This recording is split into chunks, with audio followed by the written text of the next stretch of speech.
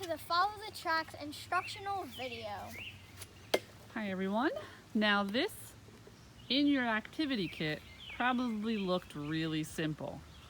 That's a trick. It's not at all simple.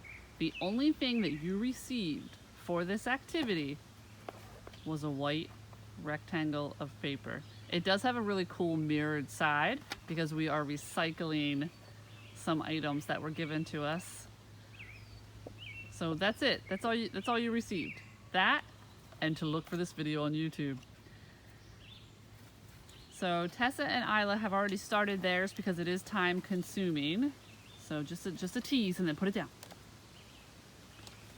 When we do our in-person camp, we have this really cool game we have that is called basically Follow the Tracks Backyard Clues. So I'm going to show you a little bit of that so that you can understand what you're looking to do.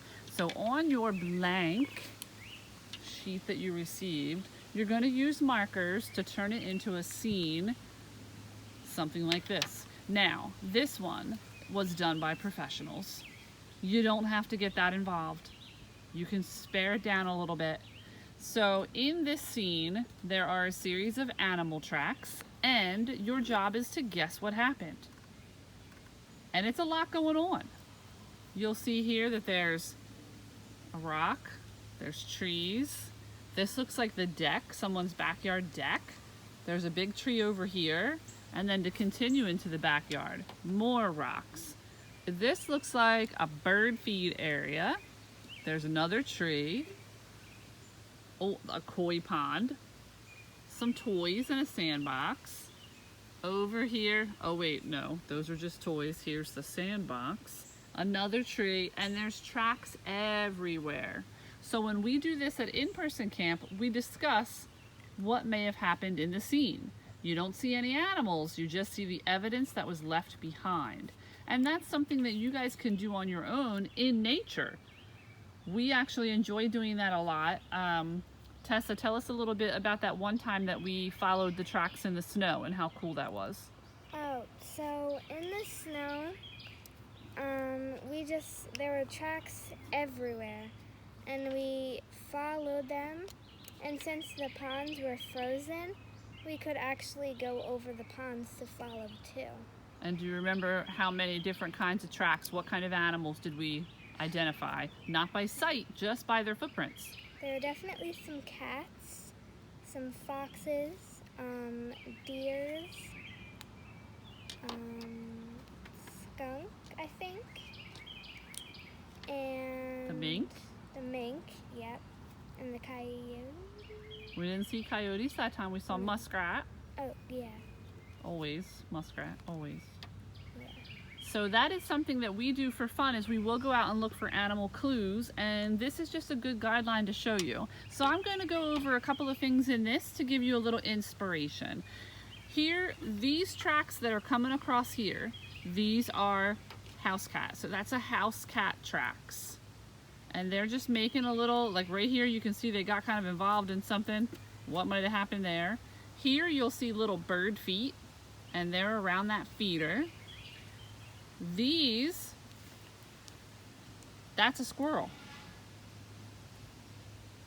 So the cat, it looks like, got a little tussled up with the squirrel. The squirrel's trying to run and take off, and he's bouncing around the tree. This over here represents a lizard. So do you see how there's a line in the middle and it has weird big back feet? So the line in the middle is made from his tail as he drags it, and a lizard's feet are bigger in the back than they are in the front, so tiny, big. Here at this bird feeder, you'll see that, oh man, there were cat tracks around, but there were birds, and oh my goodness, why are there two feathers on the ground? What happened? So it's possible that the cat may have caught a bird, or at least startled one, or maybe got a hold of a tail. And then as you continue, you can see the cat made its way. Oh man, I feel like, did the cat go to the bathroom over here? Is that what happened? Did he dig in here and use the bathroom? That's not very nice. But here at the koi pond, you see a new set of prints. Now I know what these are. You guys can guess to yourselves right now, but this is a possum. possum footprints, more lizard footprints. So this is the kind of scene that you guys want to create on your card. You can have as many animals in your scene as you would like, or you can just have a couple. It's completely up to you. And you can make some art visual representations for the trees and the rocks and things, just like happened here. So who would like to go first with your card? All right, Tessa is going to explain her card and what's going on there. Okay, so this is the start. There's a coyote, and a squirrel comes down a tree, sees the coyote, and starts running up to this tree. Oh boy.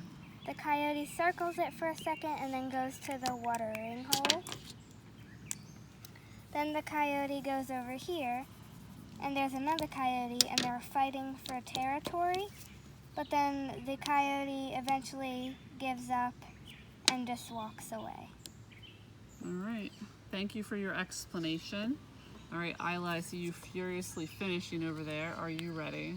Yes. All right, turn it this way so that they can see it from the correct perspective. So, the starting of the scene, we have a little coyote, and he's walking. And then he gets slower right here, and over here is the rabbit, which is he's trying to pounce on.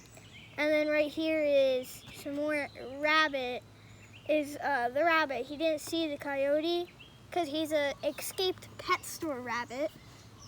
And so the coyote killed the rabbit. Oh my goodness, wow. And there's This just got really graphic. there's a blood trail that leads here. What? And then over here's the deer at the watering pond. Oh And it my. stopped and it froze at the sight of the coyote. Okay. And then here's the bird, and you notice you don't see any more footprints of a bird because the bird flies away when it sees the coyote right there.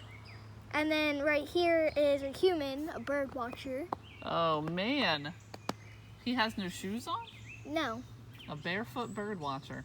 barefoot bird watcher. All right. Okay, so you can see that that got a little bit graphic because the only explanation I have is Zookeeper's Kid. So yeah.